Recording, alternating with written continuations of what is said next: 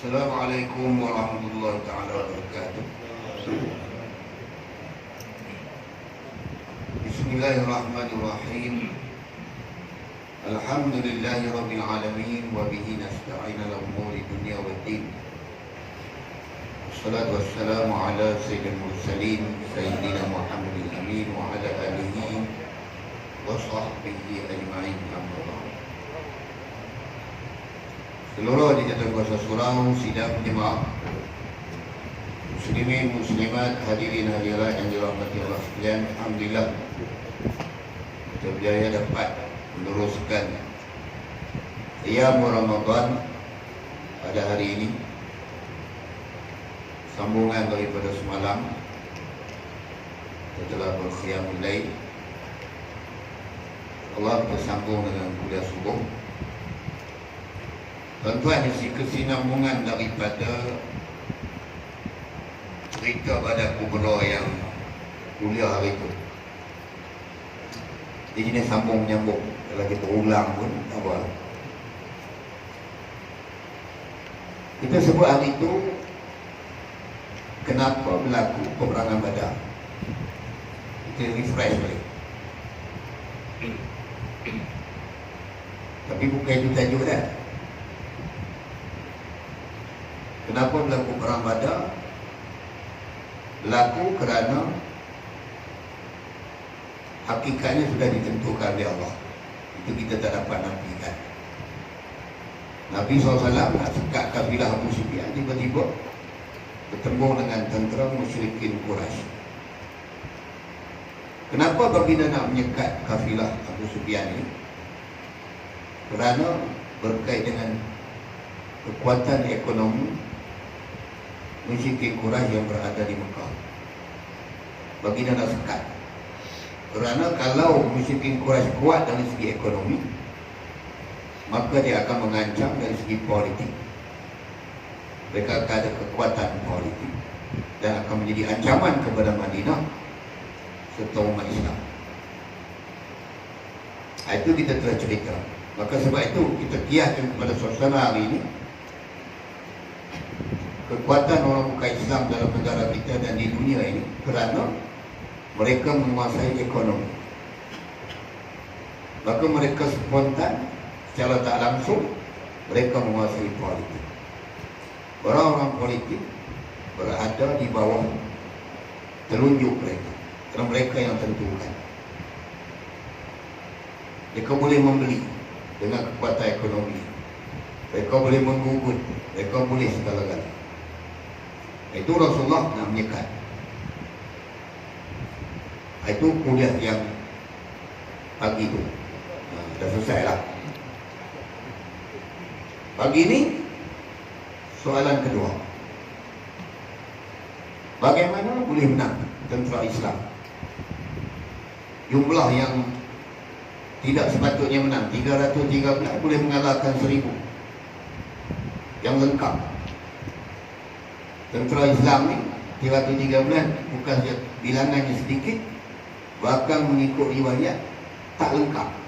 Ada yang hanya guna pelepah tamar dan dibedam, tapi akhirnya diberikan kemenangan oleh Allah. Macam mana boleh menang? Ini soalan kita kena fikir. Jawapannya sudah tentu kerana Allah. Itu kita tak nafikan.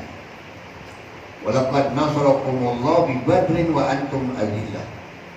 Taqullaha la'alakum tashkurun. Sungguhnya kamu semua telah diberikan kemenangan, diberikan bantuan oleh Allah dalam peperangan Badar ketika mana kamu berada di dalam suasana lemah. Dan bertakwalah kamu kepada Allah, mudah-mudahan kamu bersyukur. Allah boleh bagi menang dengan kehendak dan bantuannya. Tapi asbab mesti ada. Menanggalah di sisi Allah, tapi asbab kemenangan. Asbabnya kerana mereka ada formula. Tentera-tentera Islam ni dia ada formula, ada model. Yang kita hari ini tak ada. Lepas tu kita terlena. Modul dia adalah ada dua. Pertama, mereka mencintai akhirat melebihi dunia. Yang kedua, mereka mencintai mati melebihi kehidupan. Itu saja modul dia, formula dia. Ini sebenarnya keseimbangan. Seimbang. Sebab Allah Ta'ala sebut dalam Al-Quran berkait dengan dunia akhirat ni. Wabtaghi ma atakallah darul akhirah wala tansa nasibaka minad dunya. Carilah sungguh-sungguh ganjaran untuk kamu mendapat habuan di akhirat. Cuma jangan lupa habuan kamu di dunia. Bab dunia Allah Ta'ala sebut jangan lupa sahaja. Dia tak suruh cari bersungguh-sungguh. Yang disuruh cari bersungguh-sungguh habuan di akhirat. Sekali imbas kita nampak seolah-olah tak seimbang. Patutnya di dunia pun bersungguh, akhirat pun bersungguh. Tak. Kita salah kalau begitu jadinya. Kita kena ikut formula yang Allah Ta'ala bawa. Bab akhirat kita kena bersungguh. Dunia jangan lupa sebab kita duduk di dunia. Maksudnya untuk dapat ganjaran yang terbaik di akhirat, kita kena melakukan sesuatu yang terbaik di dunia. Inilah keseimbangan. Kalau kita mencari akhirat, dunia akan datang kepada kita. Tetapi kalau kita cari dunia, akhirat belum tentu. Dia seolah-olah umpama kita minta air, dah tentu dapat cawan. Sebab air akan diisi dalam cawan. Tapi kalau kita minta cawan, belum tentu ada air. Dia seolah-olahnya begitu. Ayat ni dia panggil keseimbangan yang Allah Ta'ala susun. Dan inilah yang ada kepada para sahabat yang dibentuk oleh baginda SAW. Mereka buat kerja tuan-tuan untuk akhirat. Dunia sujud tunduk kepada mereka. Walau sebesar mana tentera musuh, walau sehebat mana musuh, mereka tidak akan dapat menandingi tentera Islam walaupun bilangan sedikit dan kelengkapan yang tidak cukup. Kerana jiwa mereka harapkan redha Allah dan harapkan akhirat. Dunia akan datang. Tapi yang Rom, Parsi, kuasa besar dunia boleh sujud di hadapan Islam, di hadapan Sayyidina Umar yang tidak cintakan dunia. Ini yang berlaku. Itu formula yang pertama. Formula kedua, mereka mencintai mati melebihi kehidupan. Tapi hari ini yang berlaku kepada kita, hubbud dunia wa karahiyatul maut, penyakit wahan. Cintakan dunia dan takut dan bencikan kepada kematian. Sahabat-sahabat dulu, berjuang-berjuang dulu tuan-tuan. Oleh kerana mereka ikhlas berjuang kerana Allah, mengharap redha Allah. Ikhlas ni macam mana? Ikhlas ni tidak disebut. Sebab tu satu-satu surah dalam Al-Quran namanya ada tapi ayatnya tak ada. Surah tu apa? Surah apa? Al-Ikhlas. Surah Al-Ikhlas tu qul huwallahu ahad, tidak ada satu perkataan ikhlas dalamnya. Surah-surah lain dia ada ayat, ada nama surah dalam ayat tu. Tapi suratul Ikhlas ni nama dia ikhlas tapi tidak ada. Maksud itulah ikhlas. Daripada surah dan ayat itu kita tahu itulah ikhlas. Dia tidak boleh disebut. Dia tidak tercatat. Dia hanya ada di dalam roh, semangat dan jihad para sahabat. Keikhlasan inilah yang menyebabkan mereka mendapat bantuan daripada Allah, menyebabkan kekuatan datang, menyebabkan mereka mempunyai kemuliaan. Sebab dua jiwa yang bertemu, yang tak sama ni, Tentera Islam berjuang nak mati, tentera kafir berjuang nak hidup. Mana mungkin boleh sama dua jiwa yang bertembung seperti ini?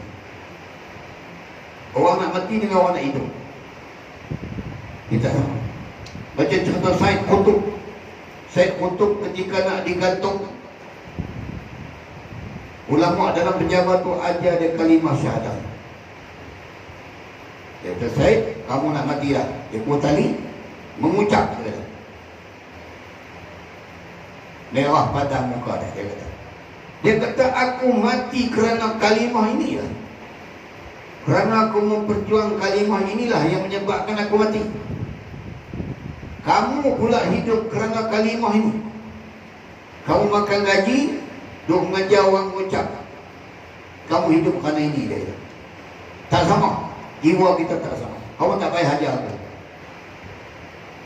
Ini tuan-tuan, dua formula, dua model yang ada pada para sahabat yang ditunjuk oleh Baginda SAW. Begitu juga pejuang-pejuang sebelum ini. Inilah yang menyebabkan mereka diberikan kekuatan, kemuliaan dan bantuan daripada Allah. Sebab tu mereka hebat. Sebab mereka ada formula ini. Dia kata kekuatan formula ini sudah ada pada tangan kita, tapi kita tak tahu nak guna. Sebenarnya yang disebut tadi, mencintai akhirat melebihi dunia, mencintai mati melebihi kehidupan. Inilah keseimbangan. Seimbang sebenarnya. Sebab tu Allah Ta'ala bagi dah cantik lah. Bak dunia kamu hanya jangan lupa ya, kamu akan dapat. Tapi kalau kamu bersungguh dengan dunia, akhirat belum tentu, dunia pun belum tentu. Yang dikejar tak dapat, dikendong berciciran. Inilah keseimbangan yang kita nak tanam dalam jiwa kita. Kita tengok seimbang dari segi ibadah. Kita boleh tengok hari ini dengan jelas bagaimana umat Islam majoriti boleh menerima kutiba alaikumus shiyam. Ini contoh. Diwajib difardukan kepada kamu berpuasa dalam suratul Baqarah. Semua sanjung tuan-tuan bulan puasa, bercakap semua persoalan fadilat Ramadan. Mana-mana tazkirah pun ustaz akan bercakap fadilat Ramadan. Betul tak? Sebab meraih Ramadan, raih semua. Seronok. Tambah hujung-hujung Ramadan, tak salah. Memang itu yang dituntut. Tapi bagaimana 5 ayat sebelum itu, kutiba alaikumul qisas? Bagaimana ayat di surah Al-Baqarah 261, 216, kutiba alaikumul qital? Kenapa dua ayat ini umat Islam tak tengok, tak pandang pun, tak terasa bahawa ini merupakan tuntutan daripada Allah dalam surah yang sama, ayat yang sama daripada Allah yang sama? Kita tak berasa apa-apa. Kutiba alaikumul qisas fil qatl. Mana Allah Ta'ala menyuruh kita mengangkat, berusaha untuk mengangkat hukum Allah. Tapi berapa ramai umat Islam tinggal, tak peduli, tak berusaha pun, tak pandang pun benda ini, tak tengok pun. Minta maaf, derai sikit malam ni, pergi ni. Semalam tak tidur. Tuan-tuan sekalian, gila mengantuk. Kutiba alaikumul qital wa huwa karhun lakum. Allah Ta'ala pun tahu kita tak suka. Allah dah sebut awal-awal, kutiba alaikumul qital wa huwa karhun lakum. Diwajibkan kepada kamu berperang, berjuang, dan ianya sesuatu yang kamu tak suka. Kenapa kita tak suka? Karena kita mengorbankan keselesaan, kita mengorbankan kesenangan kita. Kita tak suka. Tapi Allah tak suruh, wa asa an takrahu syai'an wa huwa khairul lakum. Karena sesuatu yang kamu tak suka, itulah kebaikan untuk kamu. Kamu akan diberi kemuliaan, kemenangan, kekuatan. Wa asa an tuhibbu syai'an, dan sesuatu yang kamu suka, senang lenang, selesa, amal Islam ikut selera kita, wa huwa syarrun lakum, keburukan untuk kamu. Kamu dihina, kamu dipijak, kamu diperlakukan sewenang-wenangnya. Itulah keburukan, hilang kemuliaan. Hari ini apa yang mulia dengan umat Islam? Orang boleh mempersendakan Islam, orang boleh hina kalimah Allah. Di mana kita? Terang-terang hari ini orang Islam makan di restoran bukan Islam di bulan Ramadan. Kita boleh nampak dalam YouTube. Apa yang kita mampu buat? Tuan-tuan sekalian, ini negara orang Islam. Inilah disebabkan ketidakseimbangan yang ada pada umat Islam. Kita hanya mengutamakan puasa, zakat, haji, solat. Ini kita tahu tuntutan. Tapi yang mana yang lain? Sebab itu musuh Islam dia bijak. Dia tak ganggu kita solat, dia tak ganggu kita puasa, dia tak ganggu kita haji. Tapi yang lain dia akan usah untuk tidak dilaksanakan. Hukum hudud, hukum qisas, hukum ta'lim, dia akan usaha nak. Semangat jihad kita berjuang, dia akan bunuh. Maka kita akan berada dalam keselesaan. Ada di kalangan kita, tuan-tuan, dia tak nak, saya faham.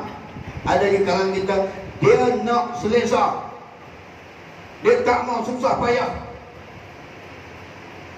Dia dah pencen, dia dah relax, makan pencen bulan. Apa lagi nak? Tunggu mati, buat amal, kata dia. Tapi tahu tak tahu kita? Tahu ataupun tidak? Dengan keselesaan yang kita cari itulah sebenarnya memusnahkan kita. Kalau kita cari jenis harmoni, kita tak mau gaduh dengan siapa-siapa. Tuan-tuan sedar tak sedar? Kenapa Allah Ta'ala suruh bersiap sedia? Wa'iddu lahum mastata'tum min quwwah wa min ribatil khair turhibuna bi aduwallah wa aduwakum. Buatlah persiapan kamu semua dengan segala kekuatan, hinggalah sampai ke kuda yang tertambat. Tujuannya untuk menggerunkan musuh kamu. Itu tujuannya. Kalau kita cari selesa, kita cari harmoni, kita akan dipijak, kita akan ditentang, kita akan dihina, tuan-tuan. Kalau kita cari kaedah seperti itu, kita kena ada kekuatan, persiapan, kuasa, baru orang tunduk dengan kita. Tuan-tuan, Islam ni harmoni macam tu, orang bagi laluan mudah kepada kita. No, takkan berlaku macam tu. Mana ada nabi-nabi yang jalan perjuangan mereka mudah. Semua mereka ditentang, semua laluan getir yang mereka hadapi. Inilah punca, tuan-tuan, kenapa kita hari ini lemah. Kerana kehidupan kita tak seimbang. Umat Islam dia hanya memilih amalan-amalan Islam yang dia suka, yang dia rasa inilah jalan Islam. Dia bukan beramal Islam seperti mana yang dia datang daripada Allah, yang ditunjukkan oleh Rasulullah SAW dan para sahabat serta para pejuang yang terdahulu. Maka inilah kesan yang kita terima. Sedar tak sedar? Kerana tidak seimbang. Kita memilih yang kita suka. Puasa, qiyam, kita pun qiyam tak ada masalah. Tapi pemikiran kita kena jelas. Islam yang ditunjuk oleh Rasulullah SAW macam mana? Waktu kita bila belajar sirah Nabi SAW, tuan-tuan, cerita perang kan? Apakah Rasulullah SAW suka perang? Apakah Islam yang mengajak kepada keganasan? Jawapannya, memang itu sunnah agama Allah. Semua nabi-nabi begitu sifatnya. Wa ja'alna likulli nabiyyin aduwan minal mujrimin, kata Allah. Kami sediakan, kami jadikan bagi setiap nabi-nabi itu musuh di kalangan mereka-mereka yang mujrim. Maka jika kita nak mengikut sunnah Nabi, kita mesti dan pasti akan berhadapan dengan jalan yang sama. Tentu saja.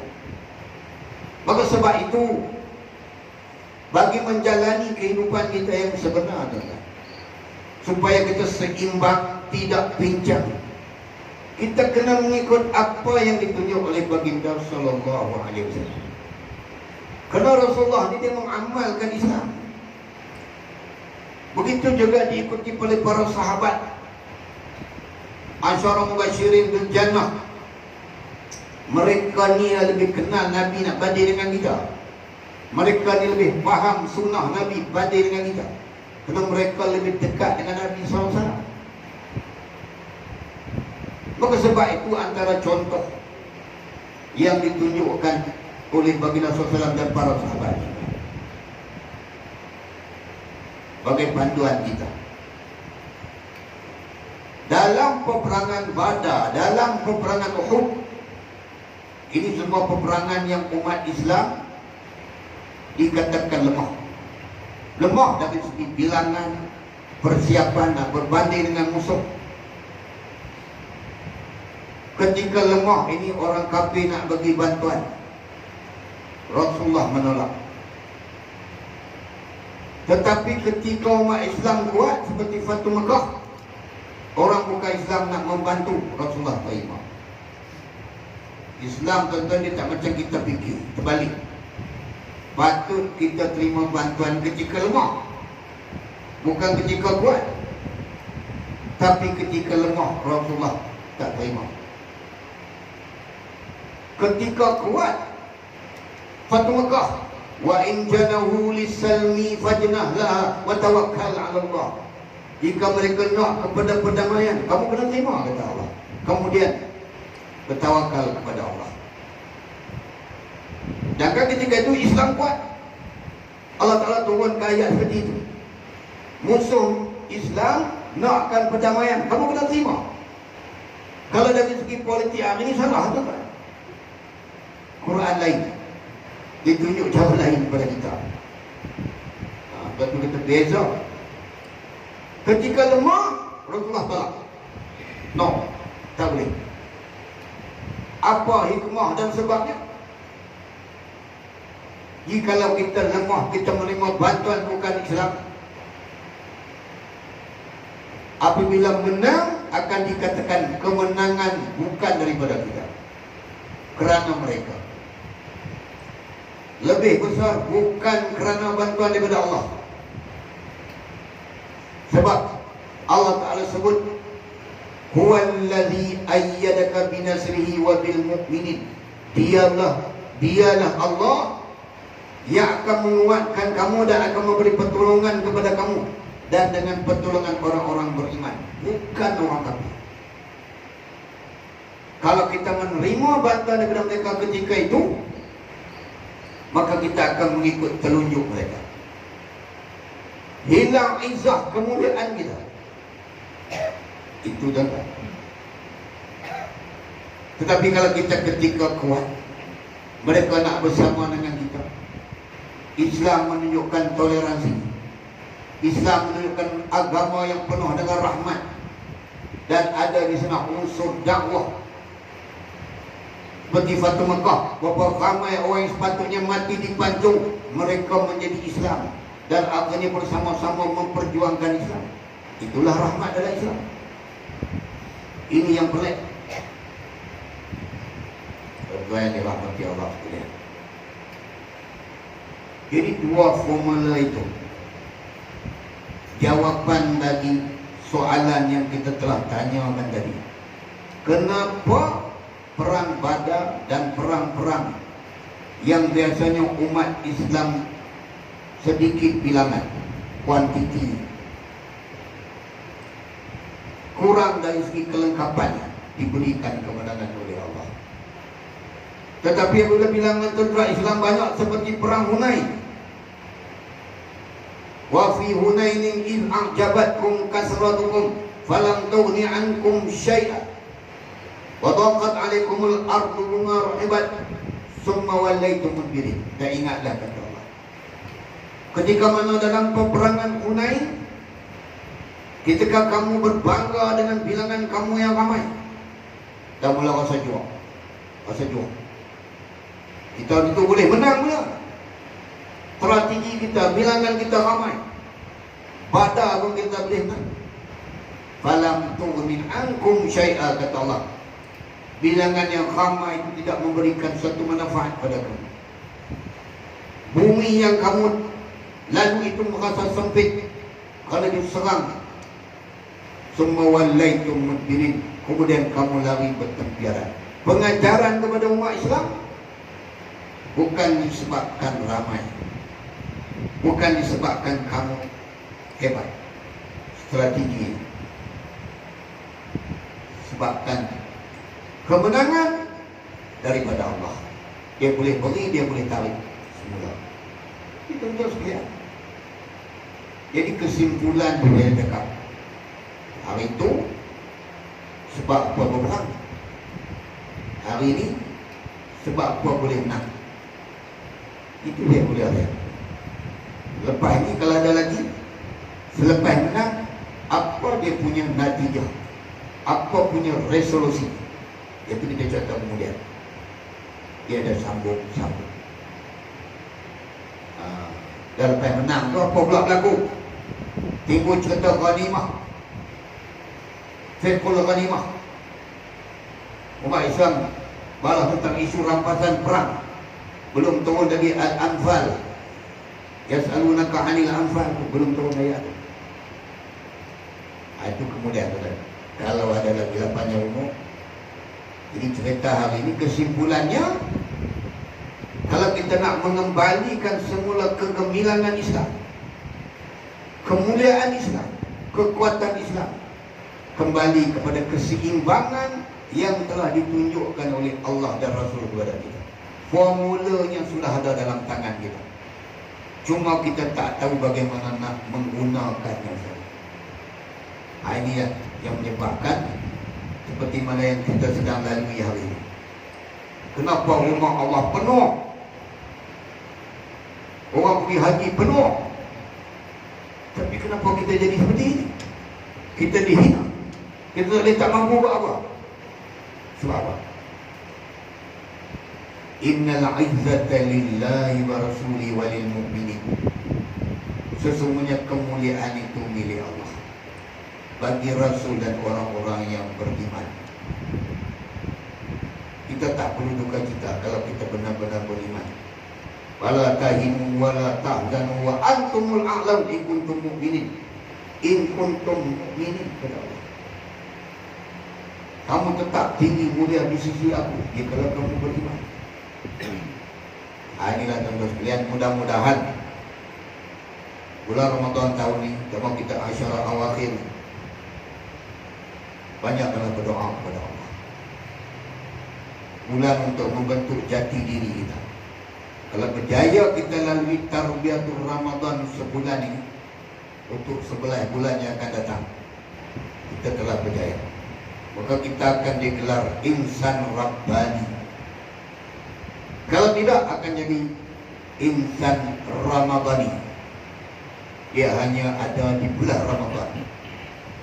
Allah seolah wujud di bulan Ramadan. Ibadahnya hanya di bulan Ramadan. Diteruskanlah lakukan amal kebajikan yang begitu banyak, fadilah dan ganjaran yang disediakan oleh Allah, utamanya majlis-majlis pengajian ilmu. Tuan-tuan, hari ini di antara punca utama, walaupun banyak ramai di kalangan kita buat amal soleh, mayang, qiraatul Quran, berbagai amalan, jawapannya kerana amalan yang kita lakukan dia menjadi adat. Dia tidak menjadi ibadat kerana dilakukan tanpa kefahaman. Kita buat kerana bukan kerana keseimbangan. Kita buat ikut kecenderungan. Kita tak buat ikut keseimbangan, kita buat ikut kecenderungan. Kecenderungan dia. Maka inilah yang kita terima hari ini. Jadi tuan-tuan sekalian, cukuplah tazkirah kita pagi ini. Mudah-mudahan kita bertemu lagi pada masa-masa yang akan datang, insya-Allah. Maaf tuan-tuan kalau terkasar budi bahasa. Berdoa ini sebab tak tidur semalam itu ya. Kami wallahu a'lam. Aqulu qawli hadza wa astaghfirullah li wa lakum. Assalamualaikum warahmatullahi taala wabarakatuh. Bismillahirrahmanirrahim. Alhamdulillah wassalatu wassalamu ala Rasulillah wa ala alihi wa man tabi'ahu wa nasarahu wa wala. Allahumma faqihna fid din wa 'allimna at-ta'wil. Allahumma ij'al jam'ana hadha jam'an marhuma wa tafarruquna min ba'dihi tafarruqan ma'suma. Allahumma ij'alna min muttaqaika minan nar ya Allah. Allahumma ij'alna min muttaqaika minan nar ya Rahman. Allahumma ij'alna min muttaqaika minan nar ya Rahim. Allahumma innaka 'afuwun karim tuhibbul 'afwa fa'fu 'anna wa 'an walidina wa jami'il muslimina wal muslimat bi rahmatika ya arhamar rahimin. Allahumma rabbana taqabbal minna salatana wa siyamana wa qiyamana wa ruku'ana wa sujudana wa taqashshu'ana wa ta'abbudana wa tamim taksir lana ya Allah ya arhamar rahimin. Allahumma barik lana fi Ramadan wa razaqna lailatul qadr. Sallallahu alaihi sayyidina Muhammad wa ala alihi washabihi ajma'in. Walhamdulillahi rabbil alamin. Taqabbalallahu minna wa minkum.